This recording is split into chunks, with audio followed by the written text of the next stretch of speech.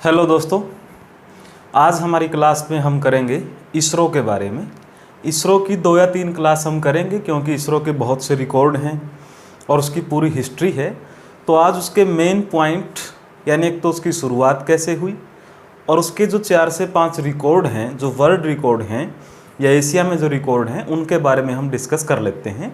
तो सबसे पहले तो फ्रेंड्स देखिए, इसरो यानी इंडियन स्पेस रिसर्च ऑर्गेनाइजेशन, भारतीय अंतरिक्ष अनुसंधान संगठन, ये सबसे पहले एक कमेटी के रूप में यानी भारतीय राष्ट्रीय अंतरिक्ष अनुसंधान समिति के रूप में 1962 के अंदर बना था। फिर इसरो जो प्रॉपर आज है यानी इसरो के रूप में इस समिति ने इसरो के बारे में जो सिफारिशें की, तो इसरो की स्थापना 1969 में हो चुकी है। अंतरिक्ष आयोग का गठन 1972। इसरो का जो हेडक्वार्टर है वो बेंगलोर कर्नाटक के अंदर, और इसरो का प्रमुख प्रक्षेपण केंद्र यानी जहाँ से उपग्रह वगैरह जो लॉन्च किए जाते हैं सबसे ज़्यादा, वो है श्रीहरिकोटा, आंध्र प्रदेश। अब इनके बारे में कुछ पॉइंट और जान लेते हैं फ्रेंड्स। यहाँ पर जो पहले अध्यक्ष थे या जो पहले चेयरमैन थे, विक्रम साराभाई, इनका बहुत ज़बरदस्त हिस्ट्री है। इनके बारे में हम करेंगे इन्हीं क्लासों के अंदर। जैसे आज डॉक्टर सिवान हैं, डॉक्टर के सिवान, आज ये वर्तमान में इसरो के चेयरमैन हैं। तो सबसे पहले विक्रम साराभाई। जो हेडक्वार्टर है बेंगलुरु के अंदर, बेंगलुरु को क्या बोला जाता है फ्रेंड्स हमारे यहाँ पर? अंतरिक्ष का शहर, यानी भारत में अंतरिक्ष का शहर बोलते हैं क्योंकि बेंगलुरु ही पहला शहर है जहाँ पर हमारे डिफेंस एक्सपो भी होते हैं। यहाँ पर एयर एम्बुलेंस भी शुरू की गई है बेंगलुरु के अंदर। सिलिकॉन वैली बोलते हैं, लेकिन मेन इसरो के संबंध में हम क्या बोलें, बेंगलुरु को अंतरिक्ष का शहर भी बोला जाता है। प्रमुख प्रक्षेपण केंद्र यानी जहाँ से लॉन्चिंग की जाती है, ये श्रीहरिकोटा आज कहाँ पे है? ये आंध्र प्रदेश में है। और ये बहुत बार प्रश्न पूछ लिया जाता है, ये किस झील के पास है? ये पुलकिट झील के पास है। ये पुलकिट झील फ्रेंड्स ऐसी झील है जो तमिलनाडु और आंध्र प्रदेश दोनों की बाउंड्री के ऊपर पड़ती है। तो उस पुलकिट झील के पास हमारा श्रीहरिकोटा जो यान प्रक्षेपण केंद्र बनाया गया है। तो ये तो थे कुछ एक बेसिक पॉइंट्स जो हमारे प्रश्नों के लिए इम्पोर्टेंट है। क्योंकि देखिए फ्रेंड्स, इसरो जो है हमारे नेशनल प्राइड का सब्जेक्ट है, राष्ट्रीय गौरव का विषय है। तो हर पीसीएस एग्ज़ाम में, जितने भी हमारे एचसीएस लेवल के एग्ज़ाम्स हैं, उनमें प्रश्न पूछते ही हैं, और स्टेट लेवल के जितने भी एग्ज़ाम में वहाँ तक पूछे ही जाते हैं क्योंकि नेशनल ये हमारा सब्जेक्ट है। इसरो के कुछ एक रिकॉर्ड के बारे में हम यहाँ पर बात करें। जो वर्ल्ड रिकॉर्ड है पहले हम वो कर लेते हैं। जैसे ये हमारा लॉन्चिंग पैड का नाम है PSLV C-37। Friends, polar satellite launch vehicle, यानी ध्रुवों की तरफ जिस व्हीकल से जो उपग्रह छोड़े जाते हैं, उस यान को, उस व्हीकल को बोलते हैं PSLV। और उसका नंबर कौन सा था? C-37।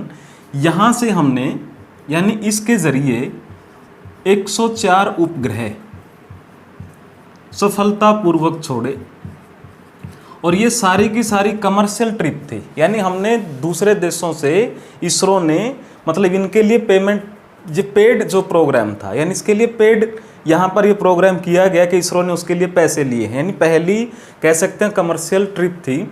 एक चीज़ और समझ सकते हैं फ्रेंड्स, हमारा खुद का पहला उपग्रह हमने कजाकिस्तान से छोड़ा था, यानी सोवियत संघ से। और आज 2017 में हम 104 एक साथ, ये वर्ल्ड रिकॉर्ड है, याद रखना। कोई भी देश अभी 52 भी एक साथ नहीं छोड़ पाया है, जबकि भारत ने 104 के 104 सफलतापूर्वक अपनी कक्षा में स्थापित किए। एक तो ये वर्ल्ड रिकॉर्ड है फ्रेंड्स, PSLV C-37 के जरिए 104 उपग्रह।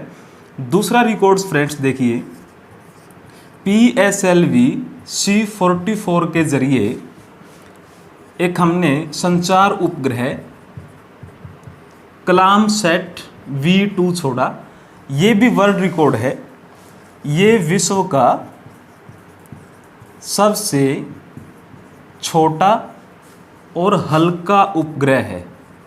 संचार उपग्रह है। कलाम सेट का जो वजन है फ्रेंड्स 1.26 kg है, यानी पूरा 1.5 किलो भी नहीं है, यानी 1.5 किलो का एक उपग्रह हमने संचार उपग्रह कक्षा में स्थापित भी कर दिया है, और ये पूरे वर्ल्ड में सबसे छोटा और सबसे हल्का उपग्रह हमारा है। तो ये 2 वर्ल्ड रिकॉर्ड। अब 2 ऐसे रिकॉर्ड जो हमारे भारत में और एशिया में जिनका महत्व है, जैसे GSAT-11, ये फ्रेंड्स हमारा सबसे भारी उपग्रह है, सबसे भारी उपग्रह भारत का अब तक का। कई टनों में इसका वजन है, करीब करीब 5 टन के करीब इसका वजन है GSAT-11। दूसरा एशिया के लिए देखिए फ्रेंड्स हमारा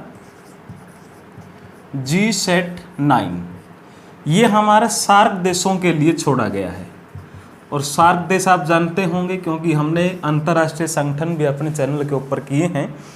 south Asian association regional cooperation, यानी दक्षिण एशियाई क्षेत्रीय सहयोग संगठन, यानी हमारे जो दक्षिण एशिया के देश हैं उन सब के लिए एक साझा भारत की तरफ से ये GSAT-9 नाम का जो उपग्रह है छोड़ा गया है। तो ये हमारे 4 यहाँ पर रिकॉर्ड्स की बात हमने की, इसरो की शुरुआत की बात की।